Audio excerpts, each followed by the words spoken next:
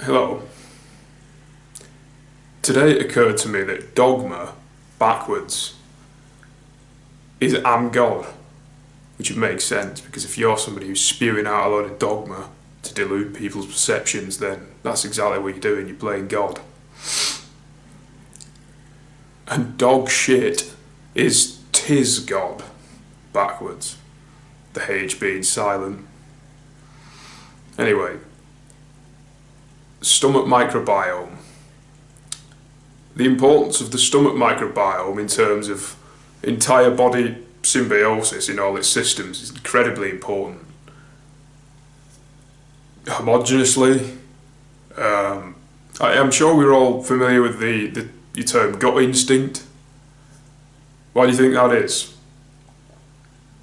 It's because the stomach, the microbiome of the stomach reflects the microbiome of the blood. They imply each other. There's a connection. So, supposing you take care of your stomach microbiome, your cognitive function will be greatly increased. And people often refer the term gut to sort of like an intuitional intelligence. So, you better believe that you'd be on the ball if all of these shit's balanced. So what can we do to enhance our stomach microbiomes? Well, you simply just eat foods that either feed or reintroduce new bacteria. Now, you will see a lot of products in the supermarket that they'll be advertised as gut added like lactobacillus acidophilus or something, and as I don't have an extensive knowledge of all these different bacterial strains and what have you, but anything that has been introduced by us in these products, you have to take into account that these things have to be mass produced, and a lot of these companies that are producing these health products aren't oriented to our health. They make it seem healthy, but in actual fact it's not fucking that healthy, because you look on the back of it, it looks like God's nectar. If you look on the back of it, it's got like copious amounts of sugar, so who's trying to tell me that that's fucking good for you? You put all the sugar in so you can make it sweet, and you can make people like have the dopamine kicks so they come back. It's not fucking healthy. That's addictive.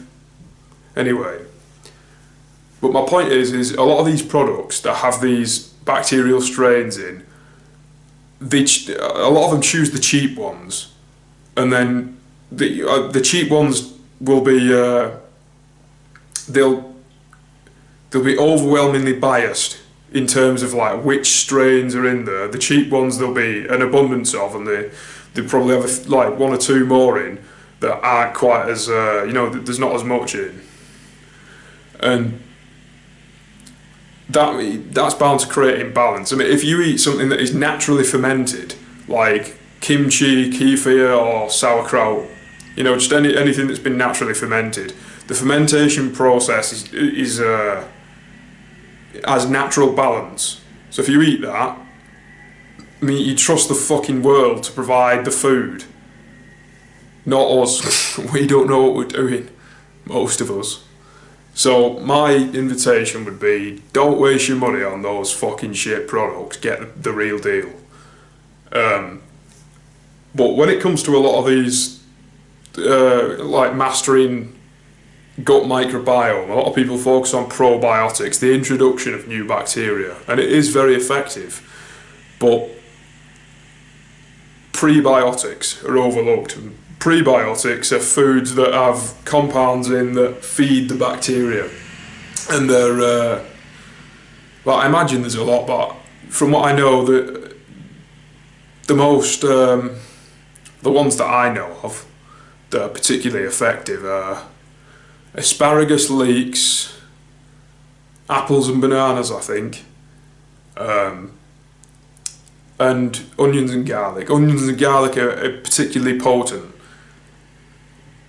But I would be mindful if you're eating a lot of onions and garlic, because I don't remember what culture it was, but the cultures that are concerned with aura believe that the onions and garlic are to be used medicinally and not very regularly, because they increase sexual desire and heat, and make you have a tendency to be more irritable and angry. And a lot of these cultures are very big on meditation, because meditation is very important when it comes to happiness in life, regardless of whether you're into it or not, because I've made a video on it.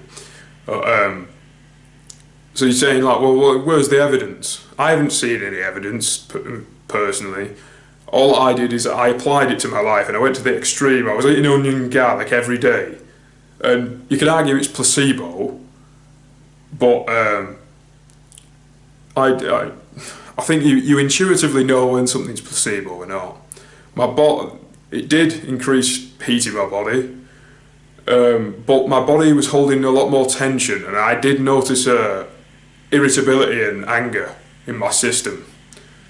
So, and sexual desire did increase as well. So do bear that in mind. They're very good for the cardiovascular system, and they're amazing, really, onions and garlic. Well, just be mindful about eating them too much, because you might end up fuming all the time, and you're probably going to fucking smell. So, you know.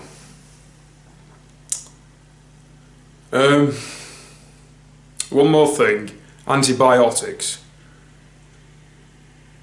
Whether you're eating antibiotics or putting cream on, or, you know, whatever the way of applying them is, the antibiotics don't just eliminate the bad bacteria, they also eliminate the necessary bacteria in our bodies. When that happens, there's imbalance for some time. I saw a study on rats. The rats were put in certain situations that would evoke fear, and the standard group, as opposed to the antibiotic group, were much less. The fear responses were much less erratic. The antibiotic group, they were basically overwhelmed by fear, and I believe the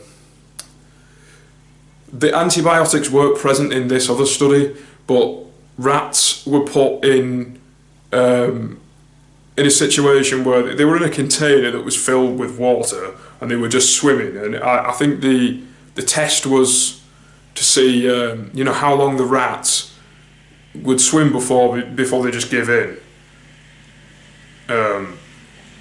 And the rats that were given certain bacterial strains, I don't remember what the strains are,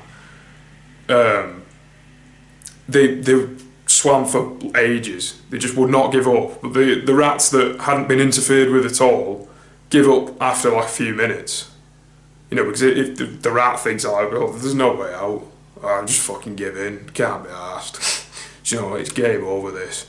The other rats is like, nah, there's still time, something might happen. So, there you go. Just be mindful of that when it comes to antibiotics. I mean, they're oversaturated in our health system, and I don't want to get all conspiracy theorist again, but there could be an underlying reason as to why that is, and if they do create fear in our systems, then people tend to be more conformative if they're more overwhelmed with fear. I mean, there's obviously not a diet. That's obviously not the only reason. There's always many like variables that can't pin down in everything. But what I think the case is in our society is there's just a load of little things that aren't very serious but do have an effect on our bodies, our consciousness, and all of the things amalgamated together really do suppress us and restrict our ability to fully blossom and enhance our abilities. So, just bear these things in mind, question everything, have an open mind, entertain seemingly outlandish things, but don't become attached to them, because then you will become maladaptive. Done.